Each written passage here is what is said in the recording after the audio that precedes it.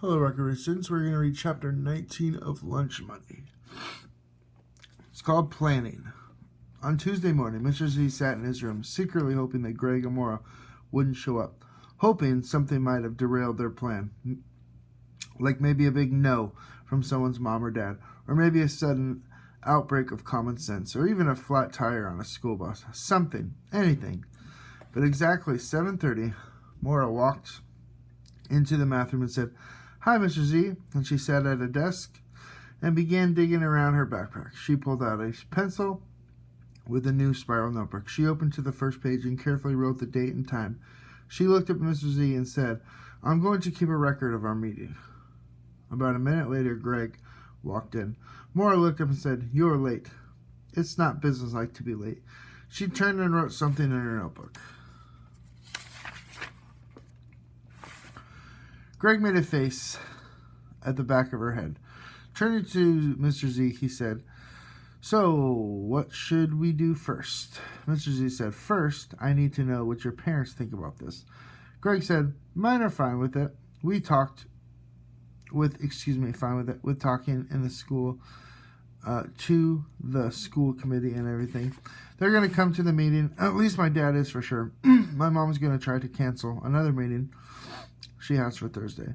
But they both think it's fine, especially after I showed my flyer to them from the book club." Maura nodded. "My parents think it's okay too. Only my mom, more than my dad.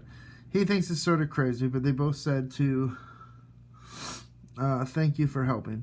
And they're both coming to the meeting too." Mr. Z took a deep breath, in and out slowly. Now there was truly no way out.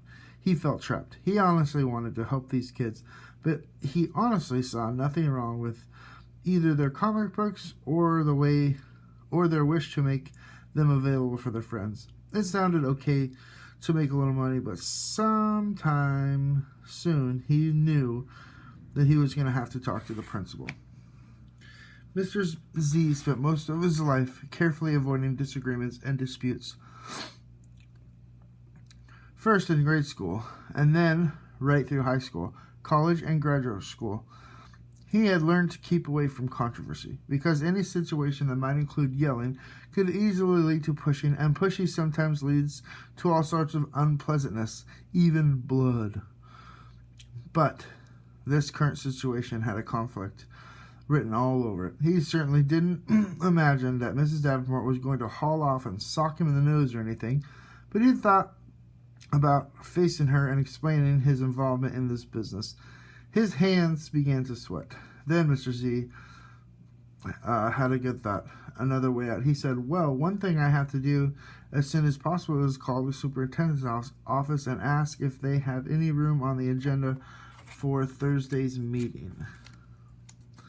We might need to wait a month.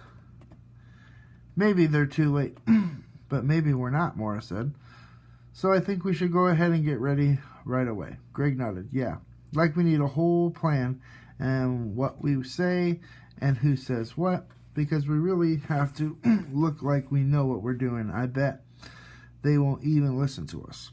"Then I think I should talk first," Maura said, "because I know exactly what we want to ask permission for." Greg snorted. "You? Why you? I know what we want. The whole thing was my idea, remember?" "I should talk first." "Your idea," said Maura. "I was the one who saw the book club flyer, and I'm the one that shouted it to you, so you didn't even see the point until after I told you. So don't start acting like this is all about you." "All right," Greg said, "because everybody knows that this is such a great—" Wham! Mr. Z slapped his right hand flat on the desk. "Enough! I thought you two had gotten past this, and if you haven't, then just get up and leave, both of you." After a few seconds of silence, Greg said, "Sorry, if anyone wants Maura to talk first, that's fine with me." And Maura said, "No, it's okay, I don't have to talk first." That was stupid. Greg thought, yeah, really stupid. But he kept his eyes on Mr. Z's face, because he knew that without the math teacher's help, this idea was going nowhere. Glad to see the immediate change in attitude and pleased with himself for being so forceful, Mr. Z became the self-appointed chairperson of their little meeting. For the next 25 minutes, they had a lively, friendly exchange of ideas, and Maura took furious notes. And Mr. Z actually enjoyed himself. True, there was a dull ache in the right hand from whacking the desk. But the plan that started to take shape didn't seem crazy or dangerous or hopeless. In its own weird way, it made perfect sense. As the bell rang for homeroom, Maura believed that she might actually get the chance to have all of the kids in the school read her stories and see her artwork.